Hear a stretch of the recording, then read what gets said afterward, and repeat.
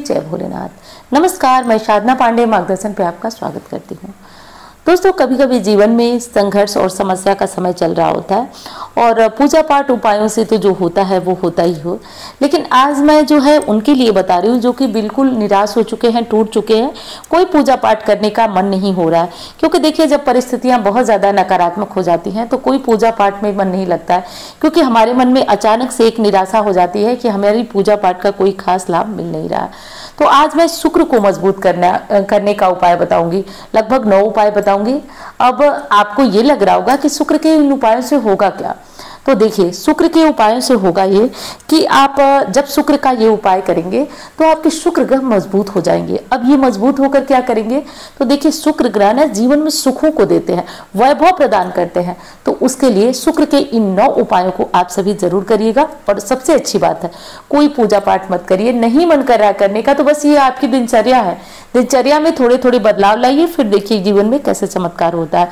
तो वैसे तो पूजा पाठ करने वाले भी कर सकते हैं, लेकिन आज के वीडियो बहुत दिनों से मैं देख रही हूँ, एक कमेंट आ रहा है या फिर जब फोन पे हमारी बात होती है तो दीदी मन बड़ा नकारात्मक हो जाता है। वैसे तो जब मुझसे बात होती है तो लोग एक बात जरूर कहते हैं कि मन बहुत पॉजिटिव हो जाता है।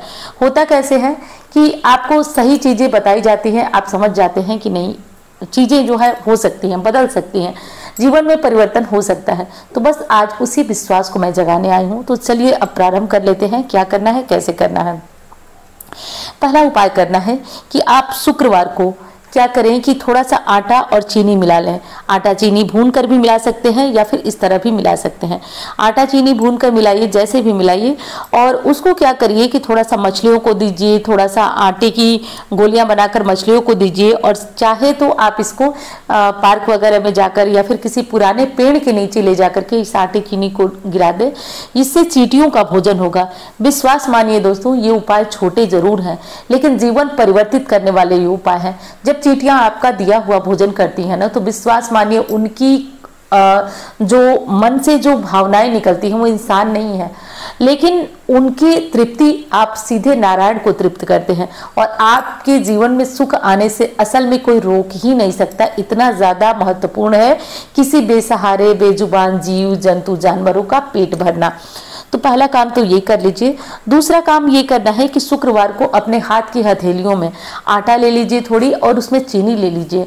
और यदि कहीं गाय हो तो इस हर शुक्रवार को ये नियम बना लीजिए कि हाथ में आटा और चीनी लेकर के गाय आपकी हाथों की हथेलियों को चाट चाट करके अपने जीभ से, और जब ये आटा चीनी आपके हाथ से खाने लगे ना, विश्वास मानिए दोस्तों, माँ लक्ष्मी की अपार कृपा बरसती है ऐसे व्यक्ति पर। और शुक्र चाहे जितने भी मृत भाव में हो, मार्केस हो, उसमें भी आराम मिलना शुरू हो जाता है। तो दूसरा उपाय आप ये कर लीजिए। और ये जो उपाय मैं बता रही हूँ कोई हवा नहीं है, ऐसा नहीं है कि ये उपाय मैं हवा में बता रही हूँ, सब शास्त्र सम्मत है। सब शास्त्र की, हमारे जो वेद शास्त्र हैं उनकी बातें मैं बता रही हूँ। तो एक एक काम को आप लोग जरूर कर लीजिएगा। 9 उपाय तो मैं बता रही हूँ, लेकिन कम से कम 4-5 आप हर शुक्रवार को करें। फिर देखिए बिना पूजा पाठ कैसे घर में सुख आता है, लक्ष्मी आती है। शुक्र को मजबूत करने से सिर्फ लक्ष्मी ही नहीं आएंगी, आपके दाम्पत्य जीवन में भी खुशियां आएंगी, घरेलू जीवन में भी खुशियां और समृद्धि आएंगी। ये बात तो मैं तीसरी जो कि अक्सर बता चुकी हूँ कि घर में खीर बनाइए, फिर भी बता रही हूँ क्योंकि बहुत जरूरी है। आप अपने खाने में शुक्रवार को खीर अवश्य बनाइए, इससे माँ लक्ष्मी की कृपा बरसेगी, शुक्र ग्रह मजबूत होंगे। अगली और चौथी महत्वपूर्ण बात, देवी मंदिर में सफेद चीजों का आप दान करिए। अब सफेद चीज सब अपने अपनी आमदनी के अनुसार दान करिए।